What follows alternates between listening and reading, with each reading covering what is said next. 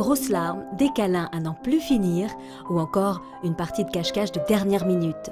Pour certains enfants, tout est bon pour repousser le moment fatidique de partir à l'école. Quand cette simple perspective finit par provoquer maux de ventre, vomissements ou même état dépressif, difficile de parler encore de caprice. Comment expliquer un tel refus de l'école ? Tout d'abord, ça peut être un enfant qui a effectivement peu d'autonomie, qui est très accroché à ses parents, qui a fait peu d'expérience dans la vie sociale, peu de crèches. Donc il arrive à l'école, c'est un nouvel environnement et il n'est peut-être pas prêt à grandir.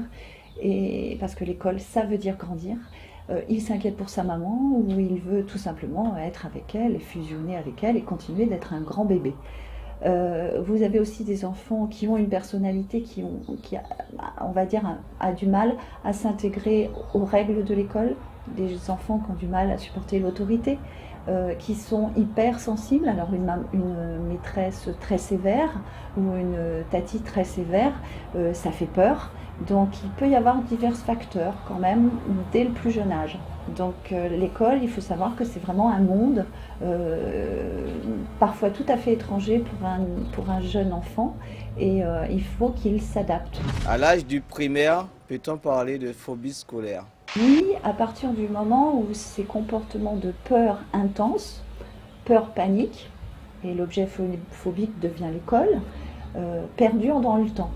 Parce qu'en fait, c'est si effectivement on n'intervient pas avant, effectivement ça peut devenir de pire en pire et l'enfant va s'inscrire même dans une déscolarisation ou un absentéisme répété avec des petites maladies, etc.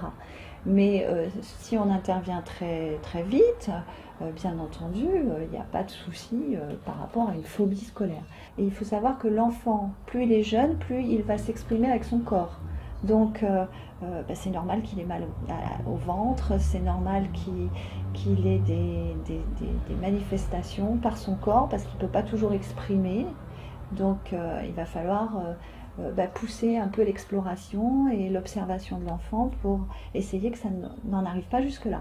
Quels signes peuvent alerter parents et enseignants afin d'aider l'enfant à exprimer et surmonter ses peurs ? Les signes d'alerte qu'on peut observer, évidemment, ce sont des crises intempestives avant d'aller à l'école ou bien des grandes larmes la veille avant de se coucher, le bad trip du dimanche soir, je ne veux pas aller à l'école, etc. Et puis vous avez ces enfants plus silencieux, plus calmes, mais qui vont développer une tristesse ou bien qui vont avoir du mal à faire leurs devoirs, qui vont oublier leurs affaires. Ils vont changer un petit peu leur comportement du quotidien. Pour aider l'enfant à surmonter ses peurs, il faut déjà l'aider à s'exprimer, être soi-même très calme, ne pas s'énerver parce que l'enfant ne veut pas aller à l'école, lui faciliter la parole, l'écouter, le rassurer. S'il est trop petit pour mettre des mots, lui donner un dessin et lui demander ce qui ne va pas dans le dessin. Se rapprocher de l'école, demander un entretien avec l'institutrice ou l'instituteur pour évaluer s'ils ont vu un changement de comportement, etc.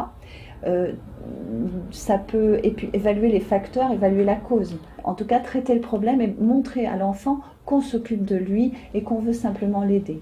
Ce comportement sera-t-il synonyme d'échec scolaire ? Ce comportement n'est pas synonyme d'échec scolaire, je rassure les parents. On peut avoir un événement passager, une crise à l'école pour des facteurs en plus très extérieurs, l'élève, des mauvais rapports avec certains élèves, type harcèlement ou bizutage, ou bien un problème avec un professeur. Et une fois que c'est arrangé, évidemment, l'enfant peut retrouver sa confiance en lui. Ça ne va pas aboutir à un échec à partir du moment où on prend en charge l'enfant et surtout on l'aide à reprendre confiance en lui. On privilégiera aussi la qualité de la relation parent-enfant, améliorer son rapport à l'enfant.